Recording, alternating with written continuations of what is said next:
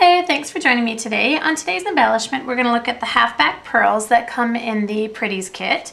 Here I have a 3x3 inch piece of craft cardstock.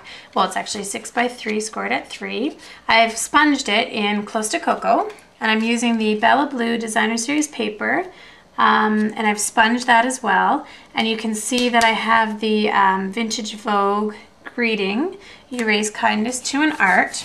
They're on that Designer Series paper. I have a piece of the Bordering Blue cardstock, and again it's sponged, and I use the eyelet trim border, which I absolutely love. And now I've got a piece of ribbon. I got to tie this upside down to you, right way to me here.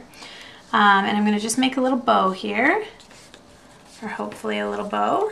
And then what I've done is I've stamped two of the flowers from the Vintage Vogue set in the Bordering Blue on craft cardstock, and I cut it out, and then I also sponged that.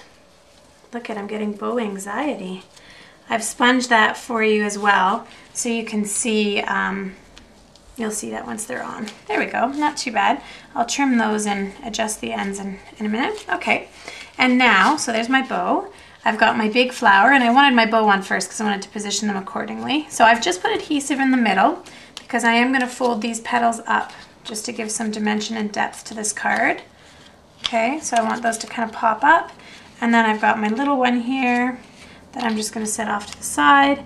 And again, I just have the snail adhesive there in the middle of my flower so I can fold these up.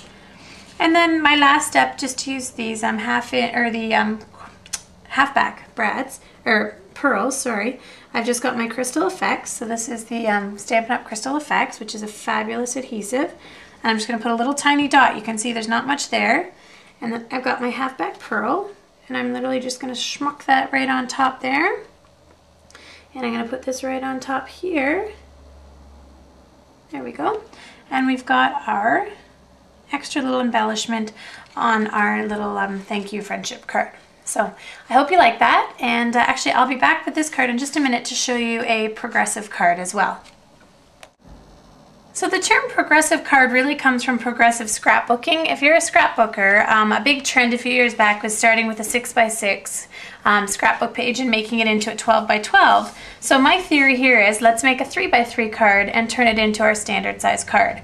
So I've got a 5.5 by 8.5 inch card, scored at 4 1/4, and then I'm just trying to link my backgrounds to the rest of my card. So nothing too fancy. I've just got a piece here of the Bordering Blue in 4 1/8 by 5 3/8. A piece of that matching Bella Blue Designer Series paper that's 4 by 5 1/4. All of these sponged in the Close to Cocoa. And then I've just got that matching border, so that using the eyelet border punch, again in that Bordering Blue. So that's just going to link everything together, and then I just punched out a 3 1/4 by 3 1/4 inch square piece of that Bordering Blue. So you can see here, this is really quite basic, this card front, but what adds to it is I would just cut my card at the 3 inch mark, or just design that 3x3 square, put that on my card, and you've got yourself quite a beautiful card that started with something as small as that 3x3 and progressed to that larger size. So I hope you like the idea and the concepts. Over the next few days you're going to see lots of different embellishment cards using the 3x3, and I would love, love, love to see how you can turn that into a progressive card, into a bigger one. And I challenge you to that. Check out my blog at stampwithheather.ca, and you can see maybe if people link and have samples to share as well. Have a great day, and thanks for stopping by.